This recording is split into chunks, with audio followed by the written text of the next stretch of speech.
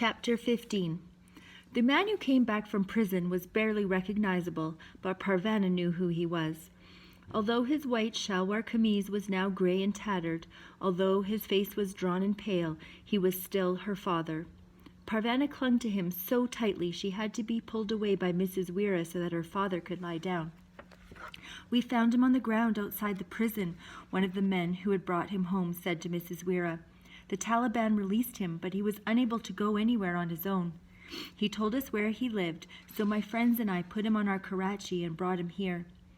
Parvana was down on the toshak with her father, clinging to him and weeping. She knew that the men stayed to tea, but it wasn't until they were getting up to leave to make it back to their homes before curfew that she remembered her manners. She got to her feet. "Thank you for bringing my father back," she said. The men left. Parvana started to lie back down beside her father, but Mrs. Weira stopped her. "Let him rest. There will be time to talk tomorrow." Parvana obeyed, but it took days of Mrs. Weira's careful nursing before father even started to get well. Most of the time, he was too ill and weary to talk. He coughed a lot. "That prison must have been cold and damp," Mrs. Weira said. Parvana helped her make a broth and fed it to her father hot, off a spoon, until he was able to sit up and eat. "Now you are both my daughter and my son," father said when he was well enough to notice her new appearance. He rubbed his hand over her cropped hair and smiled. Parvana made many trips to the water tap. Father had been beaten badly, and the poultice bandages Mrs. Weira put over his wounds had to be changed and washed frequently. Homa helped too, mostly by keeping Mrs. Weira's granddaughter quiet so father could rest. Parvana didn't mind that he was unable to talk right away. She was overjoyed just to have him home. She spent her days earning money and her evenings helping Mrs. Weira. When her father felt better, she would read to him from his books. Homa knew some English from studying it in school, and one day Parvana came home from work to hear Homa and father talking English to each other. Homa hesitated a lot, but father's words flowed smoothly into each other. "Did you bring us home another educated woman today?" father asked Parvana, smiling. "No, father," Parvana replied. "I just brought home onions." For some reason, everyone thought that was funny, and there was laughter in Parvana's home for the first time since her father's arrest. One thing in her life had been repaired. Her father was home now. Maybe the rest of the family would come back too. Parvana was filled with hope. In the market, she chased after customers just like the real boys did. Mrs. Weira suggested some medicine for father, and Parvana worked and worked until she had earned the money to buy it. It seemed to help. "I feel like I'm working for something now," she told Shozia one day as they walked around looking for customers. "I'm working to get my family back." "I'm working for something too," Shozia said. "I'm working to get away from Afghanistan." "Won't you miss your family?" Parvana asked. "My grandfather has started to look for a husband for me," Shozia replied. "I overheard him talking to my grandmother. He said I should get married soon, that since I'm so young I'll fetch a good bride price and they will have lots of money to live on." "Won't your mother stop him?" "What could she do? She has to live with them. She has nowhere else to go." Shozia stopped walking and looked at Parvana. "I can't be married. I won't be married." "How will your mother manage without you there? How will she eat?" "What can I do?" Shozia asked, the question coming out as a wail. "If I stay here and get married, my life will be over. If I leave, maybe I'll have a chance. There must be some place in this world where I can live. Am I wrong to think like this?" She wiped the tears from her face. "What else can I do?" Parvana didn't know how to comfort her friend. One day, Mrs. Weira had a visitor, a member of the women's group who had just come out of Mazar. Parvana was at work, but father told her about the visit that evening. "A lot of people have fled Mazar," he said.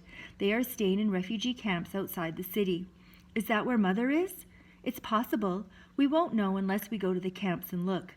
"How can we do that? Are you well enough to travel?" "I would never be well enough," father said, "but we should go anyway." "When do we leave?" Parvana asked. "As soon as I can arrange transport. Can you carry a message for me to the men who brought me home from prison? I think with their help we can be on our way in a couple of weeks." Parvana had been wanting to ask her father something for a while. "Why did the Taliban let you go?" "I don't know why they arrested me. How would I know why they let me go?" Parvana would have to be satisfied with that for an answer. Her life was about to change again. She was surprised at how calm she felt. She decided it was because her father was back.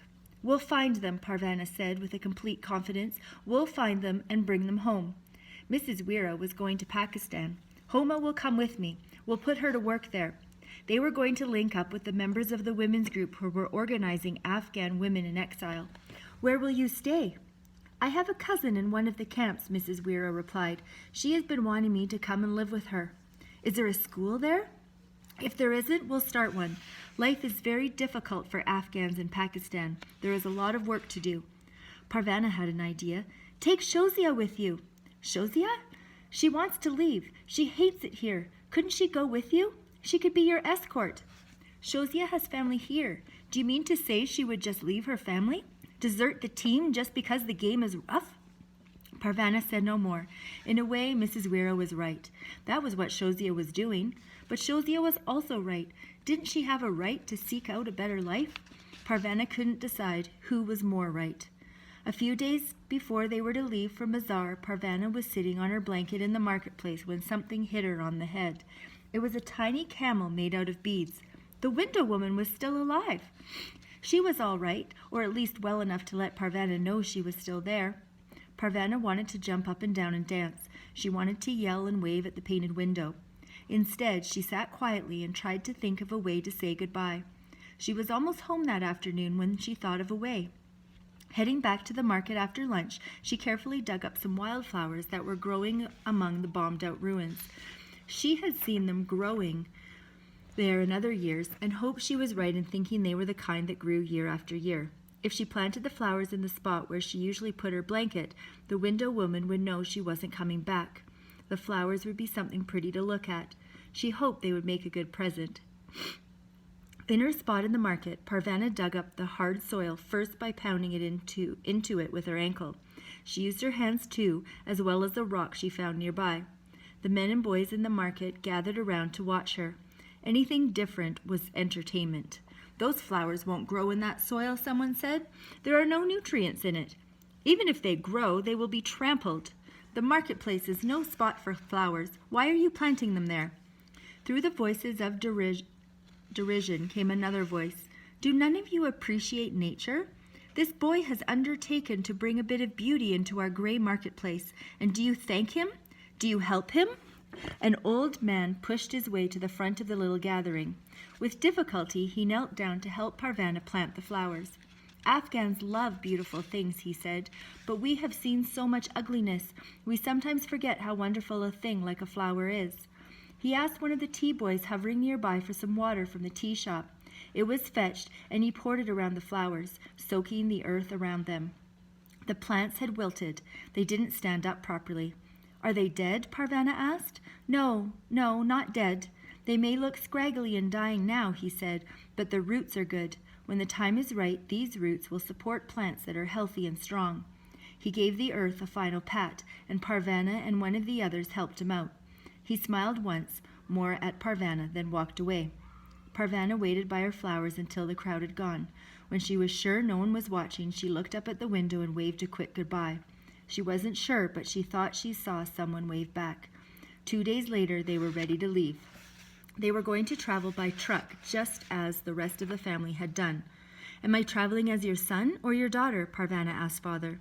You decide, he said. Either way, you will be my little Malali. Look at what's here, Mrs. Weira said, after making sure the coast was clear. She took several copies of Mother's magazine out from under her burqa. Isn't it beautiful? Parvana flipped through the magazine quickly before hiding it again. It's wonderful, she said. Tell your mother that copies are being sent out to women all over the world. She has helped to let the world know what is happening in Afghanistan. Be sure you tell her that. What she did was very important, and tell her we need her back to work on the next issue. I'll tell her. She gave Mrs. Weira a hug. Both Mrs. Weira and Homer were wearing burqas, but she could tell by hugging them who was who. It was time to leave. Suddenly, just as the truck was ready to pull out onto the road, Shozia appeared. You made it, Parvana said, hugging her friend. Goodbye, Parvana, Shozia said. She handed Parvana a bag of dried apricots. I'm leaving soon, too. I met some nomads who will take me to Pakistan as a shepherd. I'm not waiting until next spring. It would be too lonely here without you. Parvana didn't want to say goodbye. When will we see each other again? She asked in a panic. How will we keep in touch? I've got it all figured out, Shozia said. We'll meet again on the first day of spring, 20 years from now. All right. Where? The top of the Eiffel Tower in Paris. I told you I was going to France. Parvanna laughed. I'll be there, she said. We won't say goodbye then. We'll just say so long for now. Until next time, Shozia said. Parvanna hugged her friend one last time, then climbed into the truck. They waved to each other as the truck rolled away. 20 years from now, Parvanna thought, what would happen in those 20 years? Would she still be in Afghanistan? Would Afghanistan finally have peace? Would she go back to school, have a job, be married? The future stretched unknown down the road in front of her. Her mother was somewhere ahead with her sisters and her brother, but what else would they find? Parvanna had no idea. Whatever it was, she felt ready for it. She even found herself looking forward to it. Parvanna settled back in the truck beside her father. She popped a dried apricot into her mouth and rolled its sweetness around on her tongue. Through the dusty front windshield, she could see Mount Parvanna, the snow on its peak, sparkling in the sun.